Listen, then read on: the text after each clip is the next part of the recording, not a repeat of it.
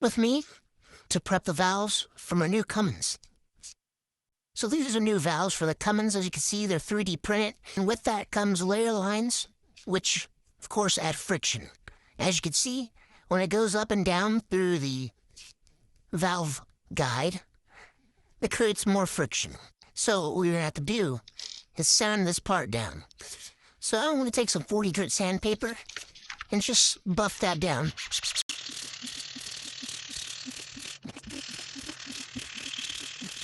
So as you can see, we got it nice and smooth now, but we need to get it even more smoother.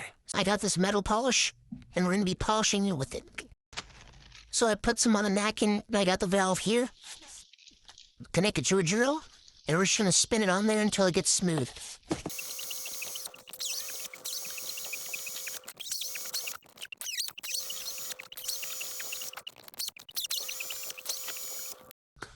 So after polishing it, it became really smooth, as you can see.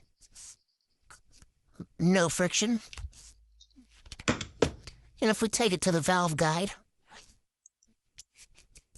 it doesn't get stuck anymore.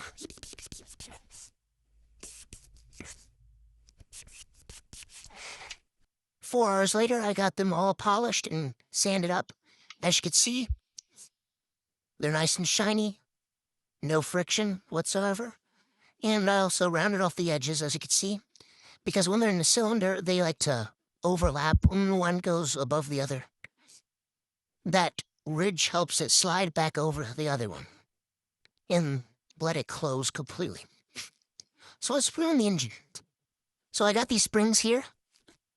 They're basically these, but I just stretched them out so they could have more springness. And yeah, let's put them in there. I'm going to put the valve in. All I do is just stick it through the valve guide, just like that. And then I take one of my stretch springs, just one of them. And since this is the intake, I'm only going to need one. And then I top it off with a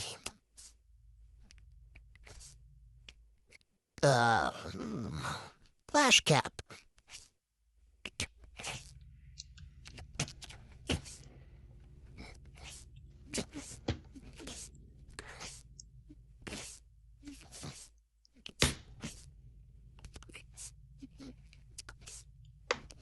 As you can see,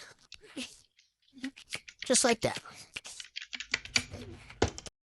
So I'm going to be using 4 stretch springs on the intake valve. Reason is because the vacuum really wants to suck down that intake valve, which lets in a whole bunch of air while the vacuum's trying to pull out a whole bunch of air, which really lowers the power and the RPM of the engine, greatly reducing its potential.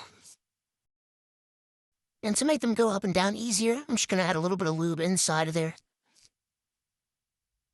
This is engine assembly lube. It works really well. Just a little bit. Goes a long way. Alright, now what I'm going to do, I'm just going to push it down and rotate at the same time so it gets all around the valve guide and valve stem.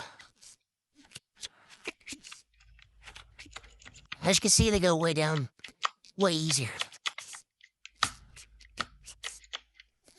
So now I got all the valves sliding down easy and looped up. With the springs on, there is one more problem I have to address. The top of these valve stems are PLA, and ABS Lego doesn't mesh well, so we're gonna have to fix that with these Lego Lash caps, aka 1x1 round tiles. So they're just gonna sit on top of there and protect the top of that PLA. And it should do its job. So stay tuned for when I mount the head and 3D print the manifolds that go alongside it, along with the turbo.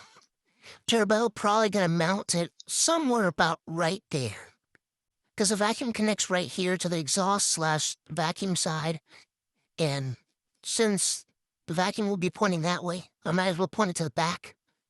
So it'll likely sit right here, and then I'll run a pipe across here into this manifold. And we'll also be feeding to the center of each manifold so every port can get equal distance from the output port. And there's also this little area right here where I'm going to put a flywheel with gear teeth around it so I could put like a starter right here. And this is going to be a power takeoff. There's going to be a replica P-pump right here. And probably an alternator right here. So yeah, stay tuned on the turbo diesel Cummins.